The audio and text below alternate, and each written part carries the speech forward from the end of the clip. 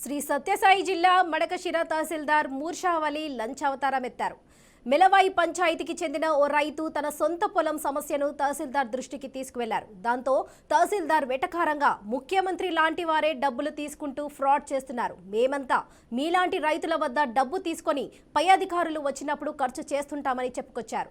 ఈ నెల 13న textiles principal secretary Sunitha వచ్చినప్పుడు వారి భోజనాలు ఇతర ఖర్చుల కోసం 1,70,000 రూపాయలు అయిందంటూ కవర్ చేసుకున్నాడు. అలాంటి వాటికి జీతం డబ్బులు ఇవ్వాలా? మీలాంటి రైతుల వల్ల డబ్బు తీసుకొని పని చేసి పెడతామంటూ సెలివిచ్చినట్లు రైతు వాపోయాడు. మా ఆరే 4 విఆర్ఓ ఖర్చు పెట్టినారు. 1,70,000 ఒక రూపాయి కూడా రాలేదన్నా. ఇప్పుడు మొన్న హ్యాండ్లూమ్ ప్రిన్సిపల్ సెక్రటరీ వచ్చినారన్న. ఆ అమ్మ టెర్రర్ అంట, బాత్రూంలో గీత ఉంటే పడుకోదంట, అర్థమైందా? బెడ్రూమ్లో ఈగ రాకూడదంట.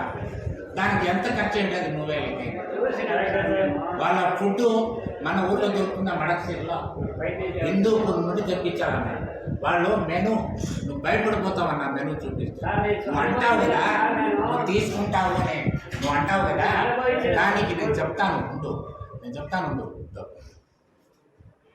నువ్వు మెను చూపిస్తా, దానికి నువ్వు సంతోషపడితే చూడ.